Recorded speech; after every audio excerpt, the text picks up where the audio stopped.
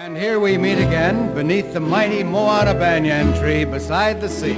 The great panorama of Waikiki Beach before us. Old Diamond Head at one end, surfboards and outrigger canoes catching the waves out there. Many colors along the shore, a bright and beautiful picture. This is Webley Edwards speaking for all the islanders, and for these many mainlanders from so many places whose voices now rise with us in that traditional shout that begins our songs from the islands. Our aloha as Hawaii calls. Hawaii calls aloha to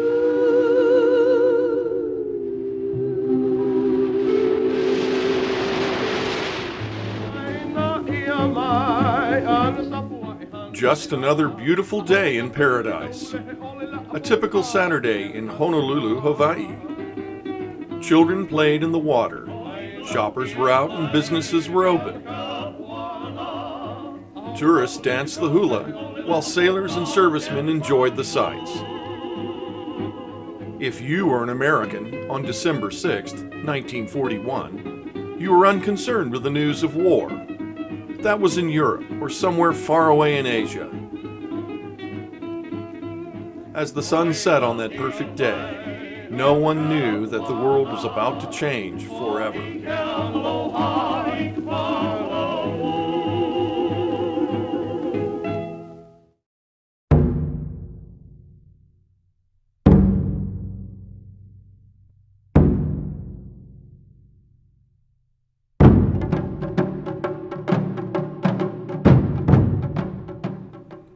It began just northwest of the Hawaiian Islands, when Japanese naval aircraft carriers launched nearly 400 planes in two waves to attack the island of Oahu.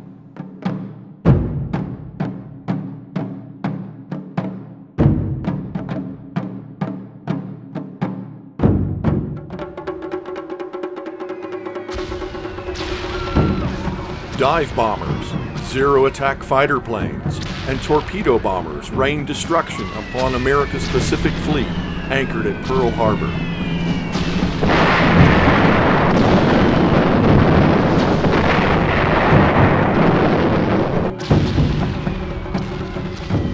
Servicemen and sailors awoke to the chaotic sounds of explosions, sirens, gunfire, and screams from the injured.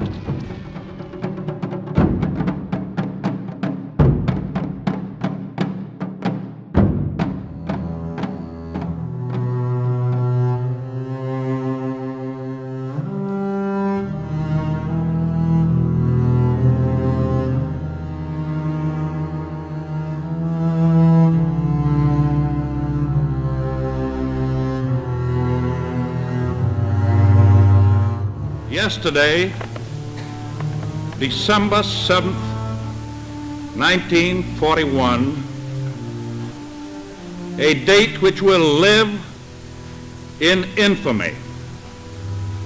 The United States of America was suddenly and deliberately attacked by naval and air forces of the Empire of Japan. With confidence in our armed forces, with the unbounding determination of our people, we will gain the inevitable triumph, so help us God.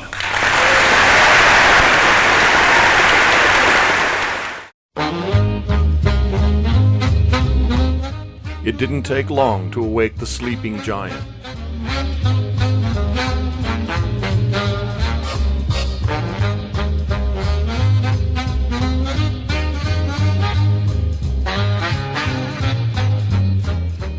Although many in America had previously called for isolationism, that rhetoric was swept away with the debris in the outgoing tidal waters of Pearl Harbor.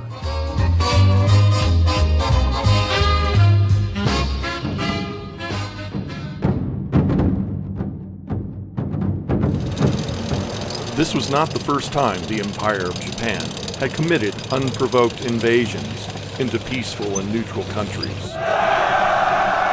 A decade before, the Imperial Japanese Army invaded Manchuria, now China, Following the Mukden incident in 1931, Japan established the puppet government of Manchukuo and even placed Pu Yi, the last emperor of China, as its head of state.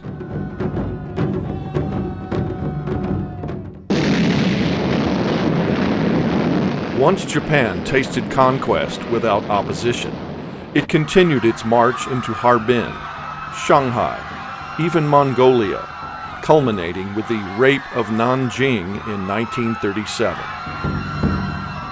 The Japanese went on a wild bloodlust, committing looting, destruction, mass rape, and mass murder of an estimated 300,000 innocent Chinese civilians. For a decade before the Pearl Harbor attack, China stood alone in Asia against Japanese aggression, outgunned and overwhelmed, waiting for help. Now that the sleeping giant America was awake, it was only a matter of time, place, and manner for the Japanese to experience the effects of justice.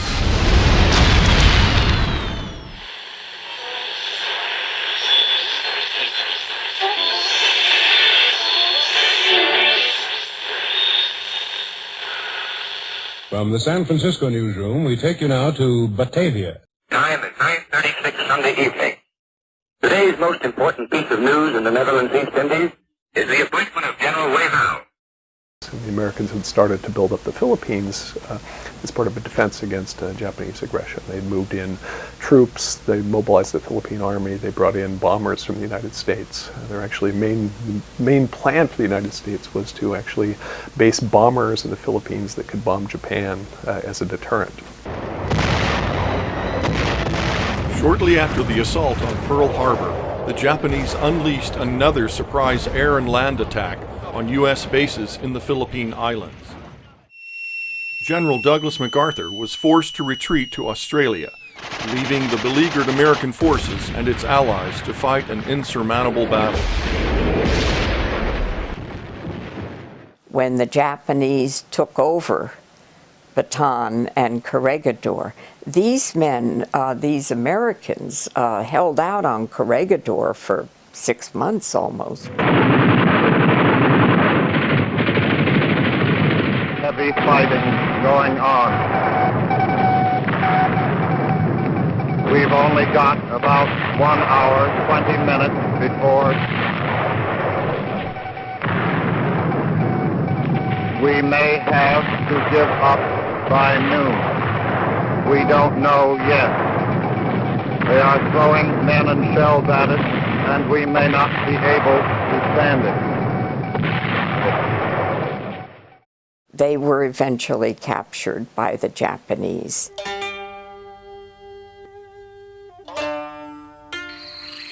They were overwhelmed by Japanese forces.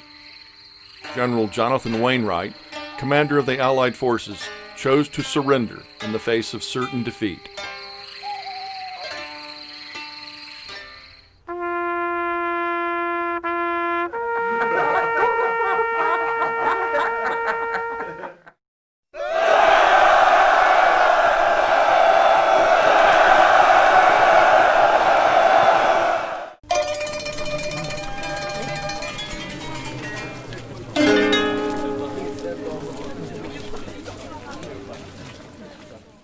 We started out on the same road, again running into Japanese troops, and once again, day two was just like day one, constantly being beaten every time we ran across the Japanese. And then I think it was around the middle of the second day that people began to collapse. You know, we hadn't had water in a day and a half. And in the tropics, it's almost beyond what you can take. And of course, once anybody collapsed, the Japanese immediately killed them. And it looked like the Japanese were really trying to kill us all. They were taken to Cabanatuan, which is on Bataan, actually. They were there for quite a while. And then the Japanese wanted able-bodied men who had engineering skills to work at their factory, their precision die factory in Mukden, Manchuria. So it was mostly Americans that they chose to go there.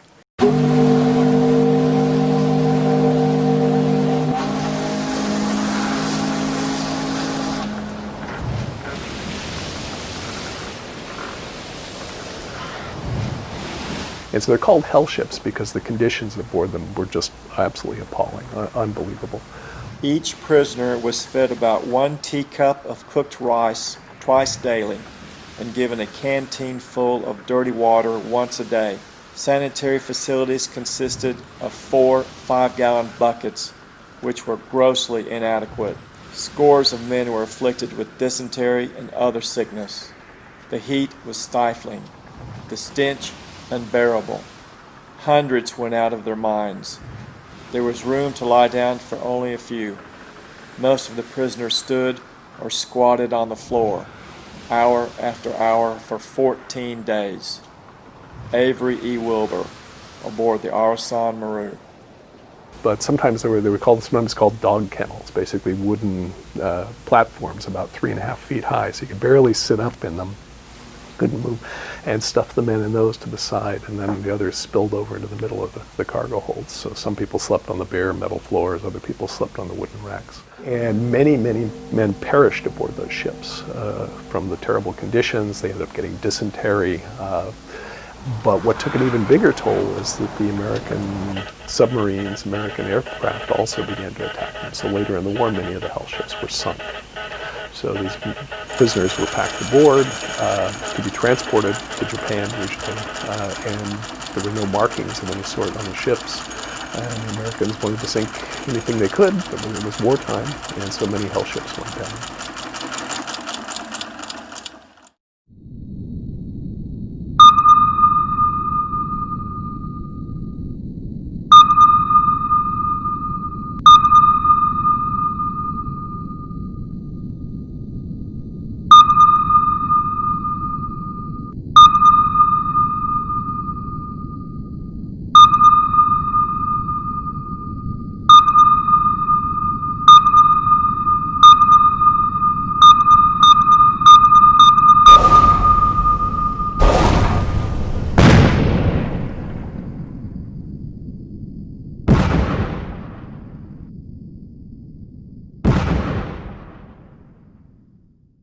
Arasan Maru was probably the largest single maritime disaster for the United States. There were almost 1,800 prisoners of war aboard the ship, and there were eight men survived.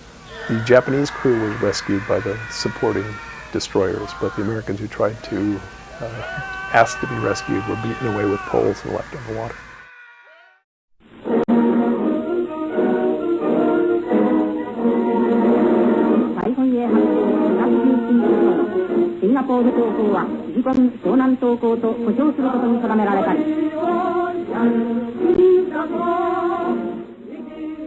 The POW's brutal journey took nearly 2,000 miles until they finally reached Mukden Camp, only to discover there were no prepared facilities awaiting them.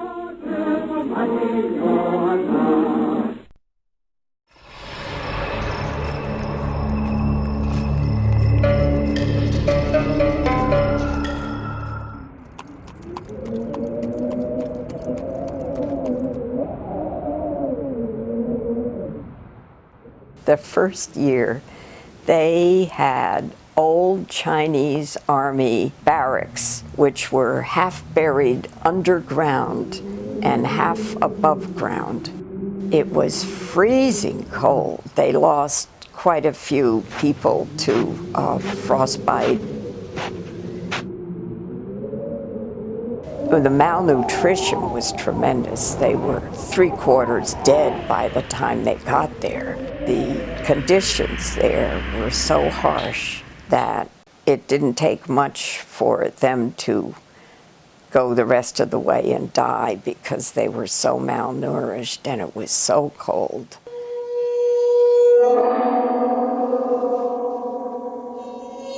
That first winter, the POWs were expected to walk the 5 miles daily to the Mitsubishi tool factory, where they would produce machine tools for Japanese munition workers.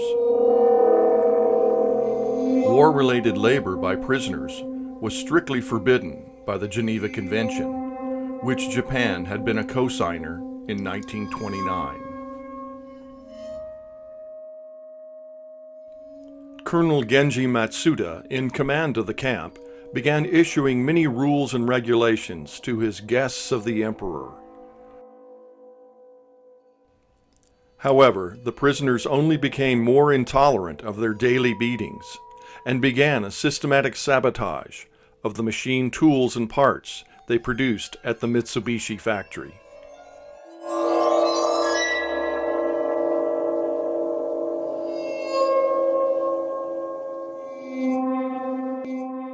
They've always been the lowest people in the world. You know, if you're ever a prisoner of war, you're the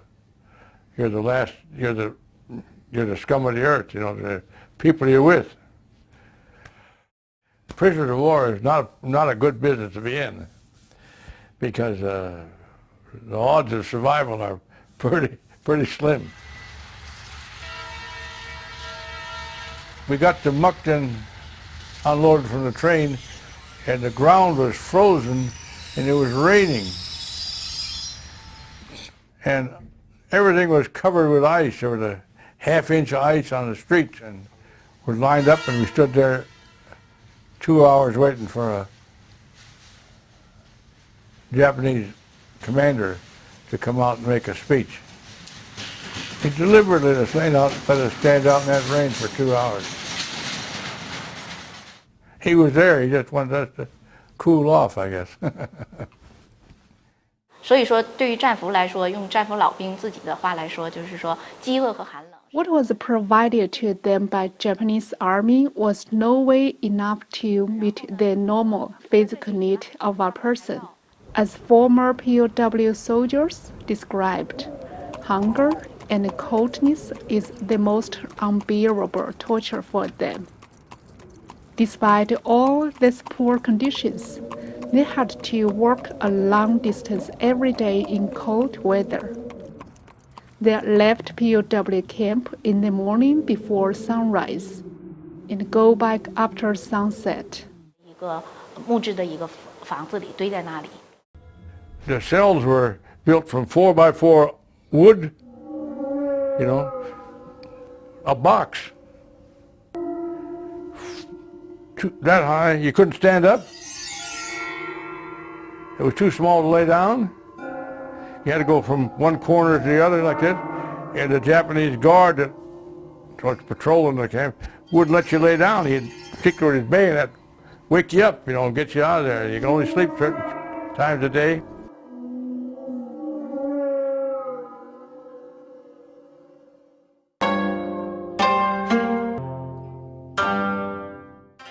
Really, because the Germans observed the Geneva Convention right to the letter, and they had a different concept about prisoners of war. They also knew we were capturing many of their troops and wanted us to treat their people humanely. So they made sure that they observed all the Geneva Conventions and made sure they had supplies for the prisoners, whereas the Japanese were, for one thing, most of all, their attitude toward prisoners was quite different, and their resentment of white colonials was so great. Our prisoners did not know that, and the Japanese also were very overwhelmed by the numbers of Allied prisoners who came into their hands, and they would have had difficulty feeding them all as it was, but by withholding Red Cross parcels, withholding medicine, and giving them very, very little food, they increased the death rate tremendously. 所以说，这些战俘在到达奉天战俘营以后 Many POWs died before after they arrived at POW camps. The bodies of the dead were piled up in a wooden shed at the camp, During the first winter they spent there between 1942 and 1943.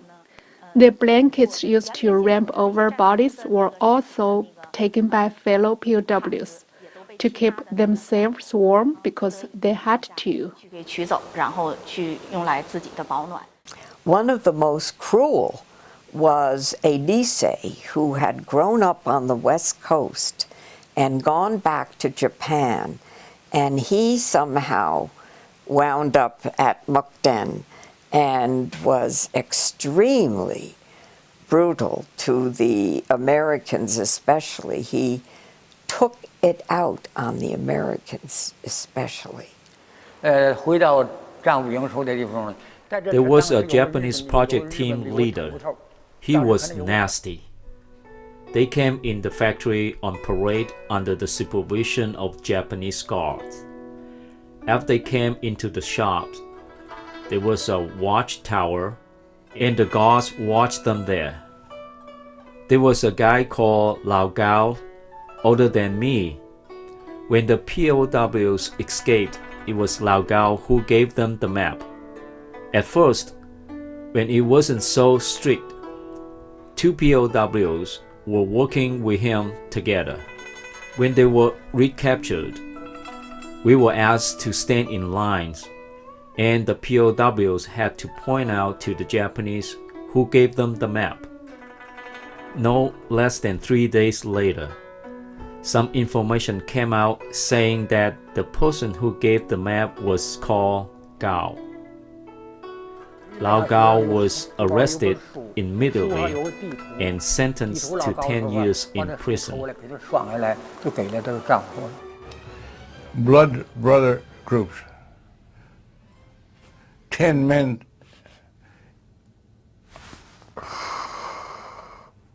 If one man escaped or like that, they would kill 10 men, you know.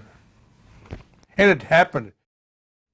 Many of the men had enough of depression, starvation, and torture, so their only alternative was to escape.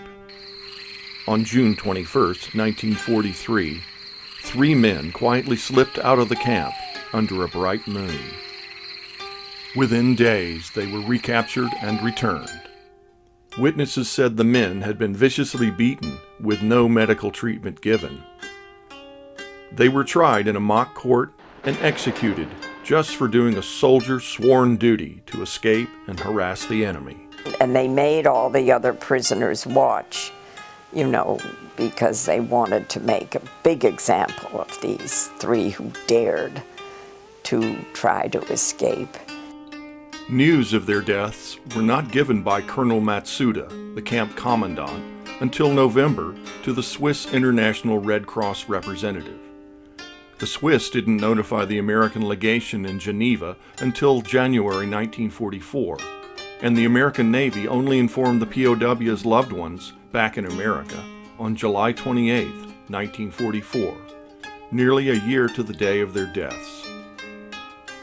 This troubling pattern of secrecy, neglect, and mistreatment to the American POWs would dog them for the rest of their lives. During one period of time, it was said 1 American died every day from hunger. There was not enough to eat. In winter, they had to work outside. Some froze to death. POWs died and were taken out and buried during the night. They can't just make people disappear. So they kept a list and buried them in the cemetery near Hujia Yuanji, now Area 724.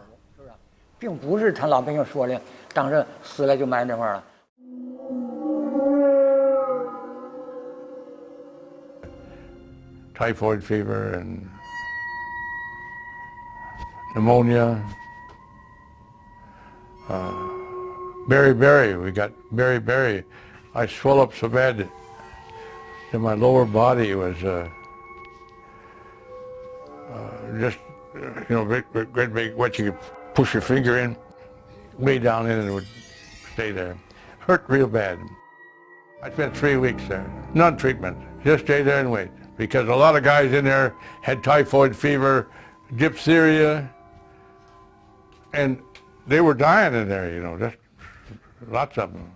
那么关东军司令官曾经以作战命令 In spring 1943, this group of Unit 731 was ordered to move into the camp. 驻沈阳。 That Unit 731 was biological and chemical warfare research. It did not function as medical care unit. Many of the POWs were in poor health during that time. If they wanted to cure their disease and help with their health, it was absolutely unnecessary to ask a working group from Unit 731 to come to the camp. It must be for other purposes for them to go there. 司令官下达作战命令。 There had been whispers about a mysterious secret camp heavily guarded by the Kwangtung Army near Harbin, the Manchurian capital. Intelligence showed that the camp was known as the Epidemic Prevention and Water Purification Department. But in fact, it developed biological and chemical weapons, along with conducting the most heinous experimentations upon humans of cruelty and perversion ever known. All of these horrendous abominations were overseen, meticulously recorded, and ordered by the Japanese general Shiro Ishii.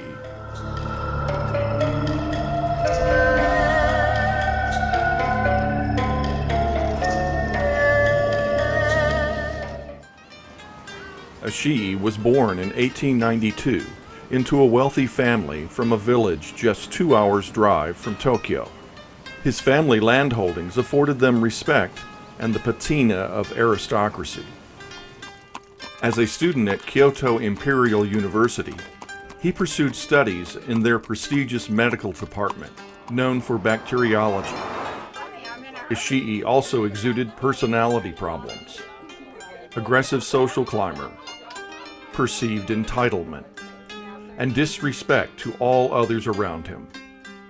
After graduation, he enlisted into the Army, was commissioned a lieutenant, transferred to 1st Army Hospital in Tokyo, then returned to his alma mater, where he met and married the university president's daughter.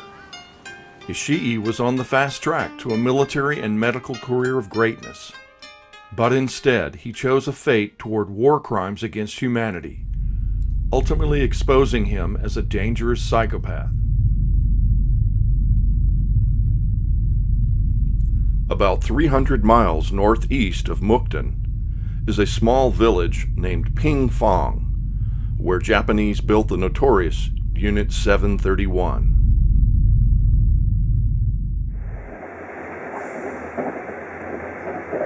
Its doctors had been conducting research on medical trains that had secretly terrorized dozens of innocent villages along its tracks.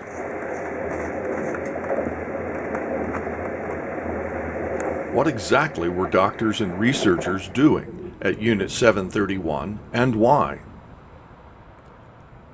Among the multitudes of diseases and medical studies at Unit 731 were 4 areas of so-called scientific work being conducted by General Ishii's team.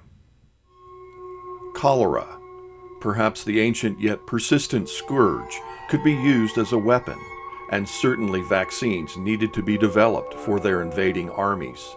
So General Ishii ordered cholera to be injected into prisoners and dogs, then released into the Chinese village of Chinan.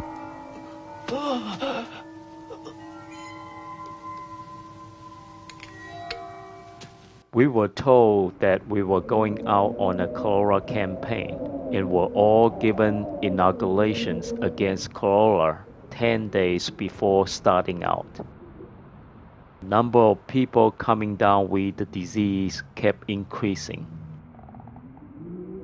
Cholera produced a face like a skeleton, vomiting, and diarrhea. One after the other, people died. Captain Kojomo Takio, Imperial Japanese Army, spring 1943. Epidemic hemorrhagic fever is a pathogen that causes swelling, bleeding, muscle pain, vomiting, diarrhea, fever, and death. When the Imperial Army invaded Manchuria, they found outbreaks of the virus were reoccurring, so it was decided to develop it as a potential weapon. 这个中国啦，一些种子医不好，一些医不好，我们是中国人，没落了出边医疗了，医不好种子，没有医好够，那他呢，你们看到呢，这个中国呢，这个我心里有啊，这中国这个，我说，我要钞票子了呀，往回去医了，医行了，这个够掉了，够了的是。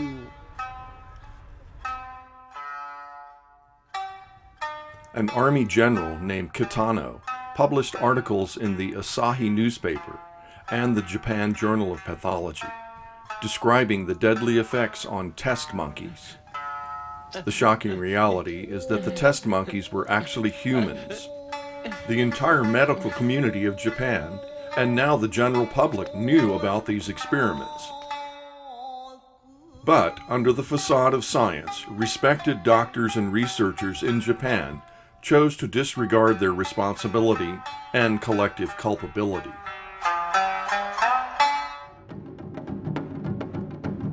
Plague, also known as the Black Death, was a favorite developed by General Ishii's biological warfare researchers, who raised swarms of rats infected by fleas carrying the disease. Manufactured ceramic bombs containing infected fleas would deliver this weapon of mass death. Tests showed detonations killed most of the fleas, so another method was devised to deliver the deadly pathogen. In October 1940, a plague attack was first conducted on the people near the city of Ningbo. Chien Guifa, a 14-year-old resident at the time, recalls. One day, a Japanese plane flew over and kept circling. Then it dropped something that looked like smoke. The next day, people started getting sick. Everyone who died did so in pain and agony, going into convulsions.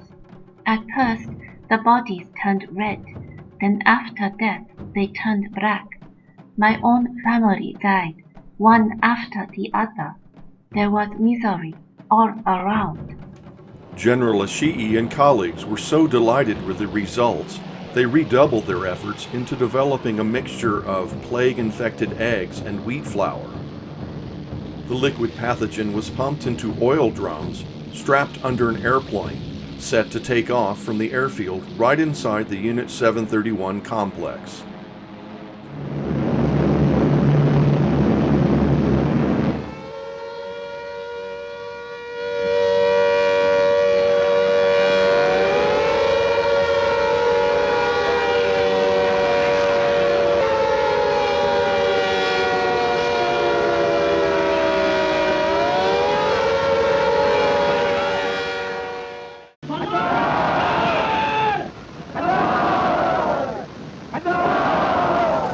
When the Japanese invaded Manchuria, an elite group of military police was created, called the Kempeitai. In reality, they were little more than uniformed thugs, kidnapping innocent people to be used as human test subjects at Unit 731.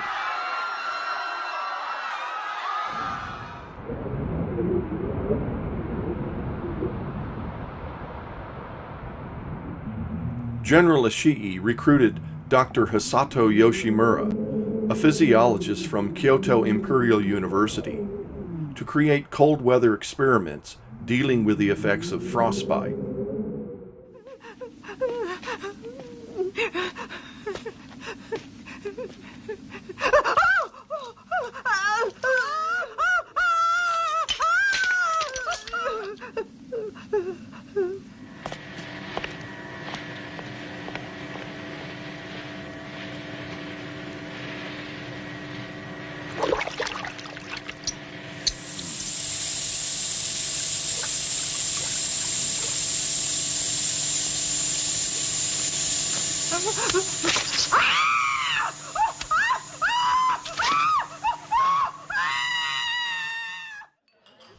After the war, Dr. Yoshimura became an eminent authority on polar human biology and president of the Kyoto Prefectural University of Medicine. In 1981, reporters from the Mainichi newspaper asked him about his activities while at Unit 731. Human experimentation? Maybe my subordinates did that, but I never did. But you people are thinking wrong. Even if that did happen, it was war. The orders came from the country. All responsibilities lies with the country. The individual is not responsible.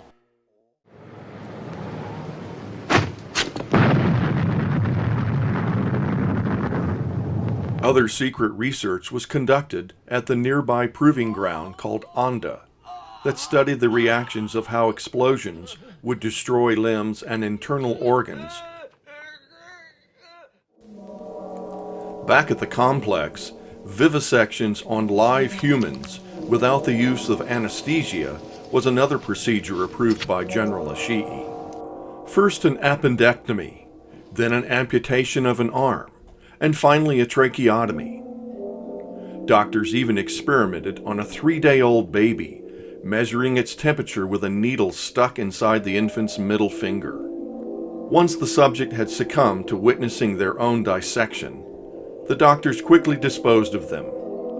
The soulless staff referred to the helpless and dying as murata, meaning logs in Japanese. Human beings, tortured in the name of science, then stacked like cords of wood, ready for cremation, to erase any evidence of their existence.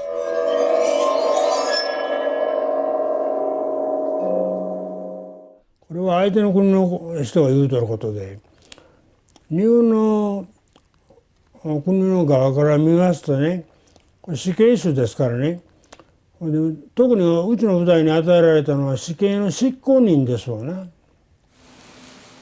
これはマルタ収容施設は密閉した部屋になってますんで、普通の場合はパイプから空気を送ってるんですね。それを今のメタンガスにそういうふうに切り替えたようですね。はい。それでいわゆる窒息死させたわけですね。僕は誇りに思ってますね。若ければね、あの舞台は面白い舞台だったと思いますから、やってみてもいいなと思いますね。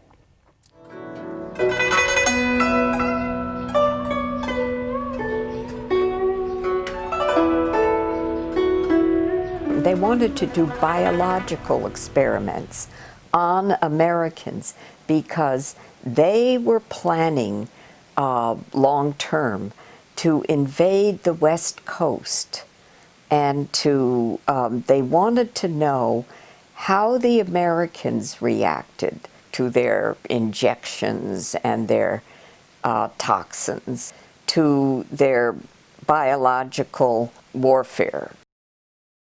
The trials are members of Unit 731, as well as testimonies given by POWs, including testimony by Zhou Zhengnan, a group leader of Unit 731 who worked at the POW camp. Zhou Zhengnan had completed a research on American soldiers' blood features and their tolerance of infectious diseases.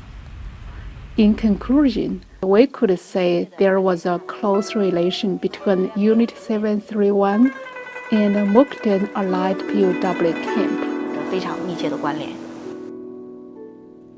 During February, April, and June of 1943, medical teams from Unit 731 came to Mukden POW camp. They administered toxins by inhalation, ingestion, and injection to the POWs to determine the level of reaction needed for effective infection. POW Staff Sergeant Art Campbell recalled that he and about 8 other American prisoners were called out into groups and then taken into an empty barrack where they had blood drawn, saliva and urine samples taken. In midwinter, a group of men in white came. I thought they must be Japanese doctors. First, they gave us all tests and shots. The next day, they brought a basket full of oranges. We all lacked in vitamins and suffered from scabies, inflammation on our mouth corners, and stomatitis. A half of orange, each with vitamin, will solve the problems. We happily ate those oranges. Those fucking oranges had got germs on them. Staff Sergeant Art Campbell, Muck Den POW Camp, 1943. Over 300 Americans immediately became ill with dysentery after receiving the tests.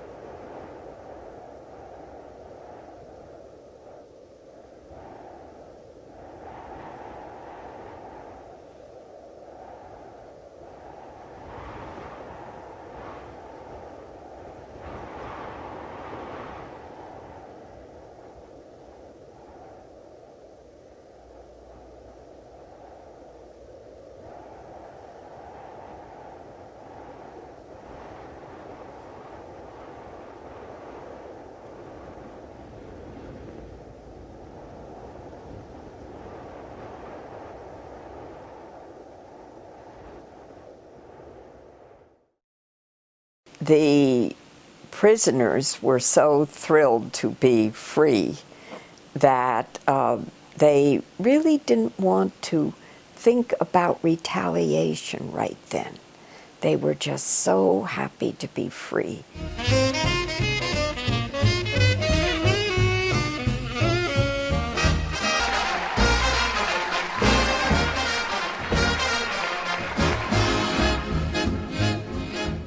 The liberation of the camp was a process. After Japan surrendered on the August 15, 1945, an American rescue team first arrived at the Mulliken Allied POW camp. We went to the Kempeitai headquarters, and the colonel in charge of the Kempeitai said, "Tokyo has told me that I am to surrender to you, so I would like to commit harakiri. Would you like to watch me?" We said, "No, we want you to stay here and help us so that we can help the prisoners to make sure that nothing happened." And they said he would be here in a few minutes, and they sent for him. And a few minutes later, in the door of the office comes a General Parker, who's an American general, and he looked at Colonel Matsuda and bowed to him. And we said, "No more bowing. They have surrendered to us. We are going to send all of you home."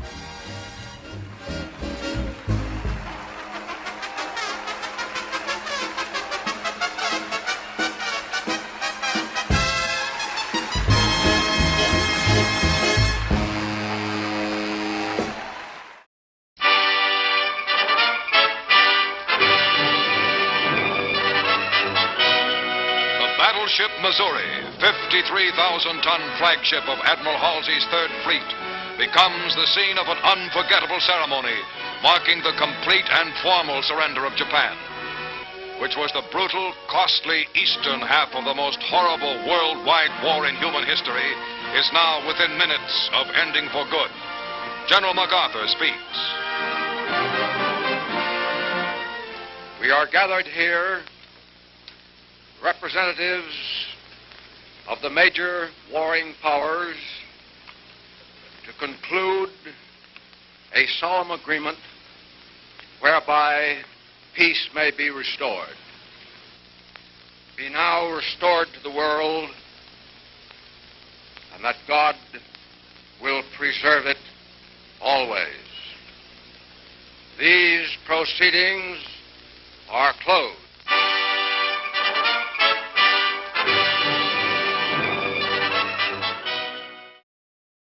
It was characterized, the entire Japanese war crimes trials was characterized by an American journalist as the dog that did not bark. General Douglas MacArthur, the Supreme Commander of all Pacific Forces, fulfilled his vow to return. Conquering the Japanese military and rescuing all Allied prisoners of war. He allowed the Japanese military to remain armed, maintaining civil control, and to prevent chaos after their empire had been defeated. MacArthur believed there was military and scientific value from the medical data compiled by Unit 731 Japanese doctors and researchers. The Cold War with the Soviet Union was just beginning with the West. General Ishii ordered all traces of their crimes destroyed, but the Soviet Army and Allies were quickly advancing onto Unit 731.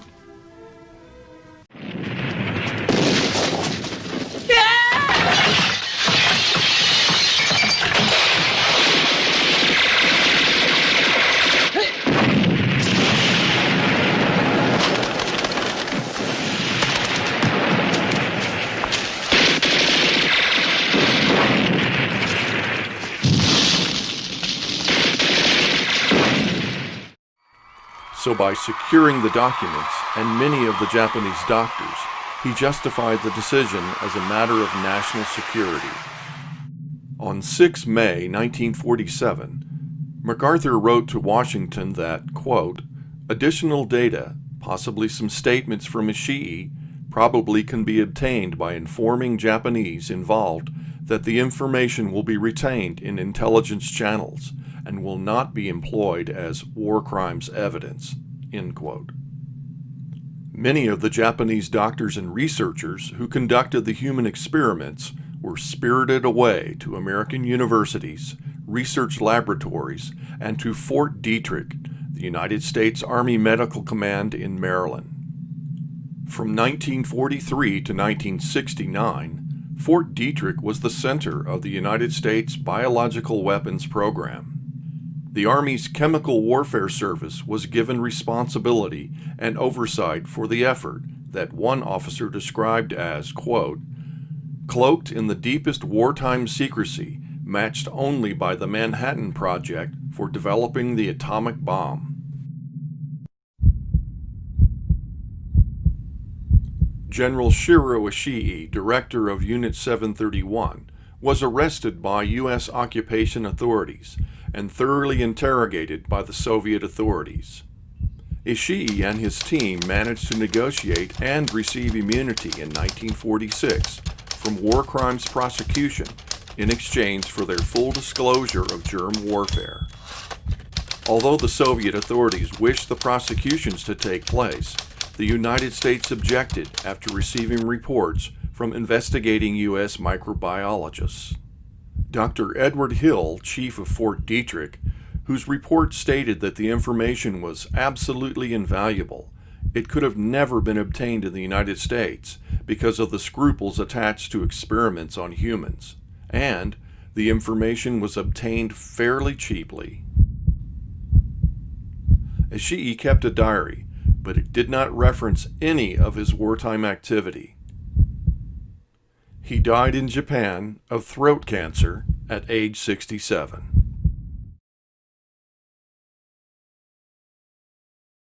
Somebody said to me, "Oh Lee, when you tell all these experiences with the POWs at the camp, aren't you afraid that the Japanese will retaliate against you?"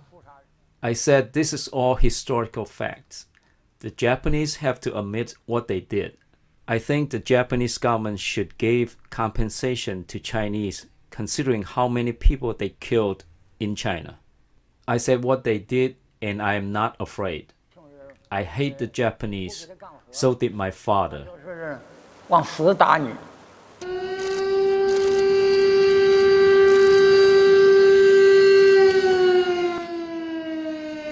China celebrates significant historical dates by remembering its past and honoring those who sacrificed so much for future generations.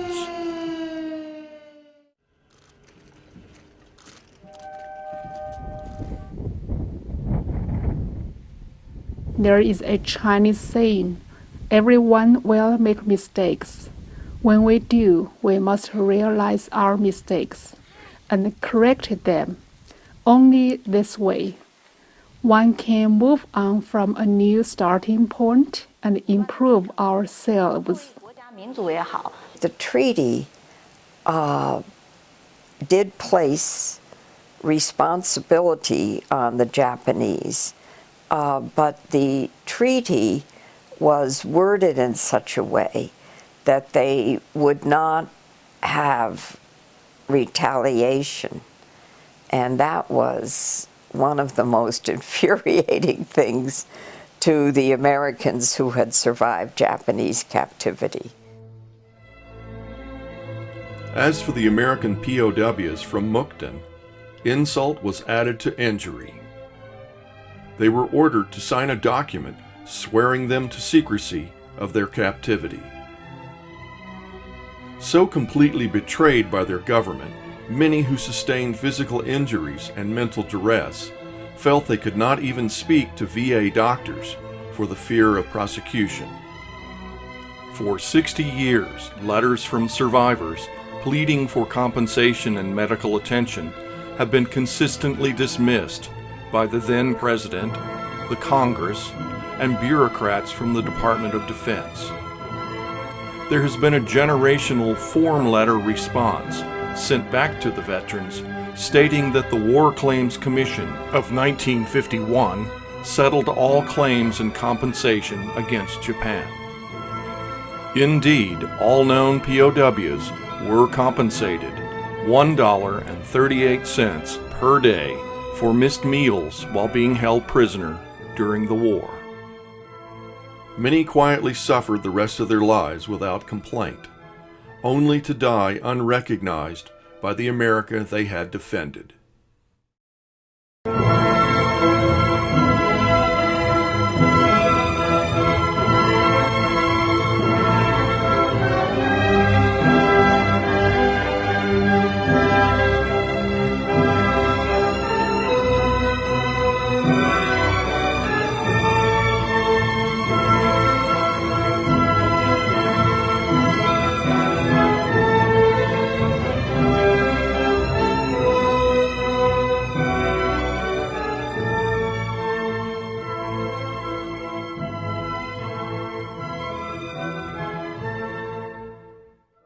It took 2 atomic bombs to bring Japan to her knees. But now Pearl Harbor was avenged, and the news triggered the greatest celebration the nation has ever known.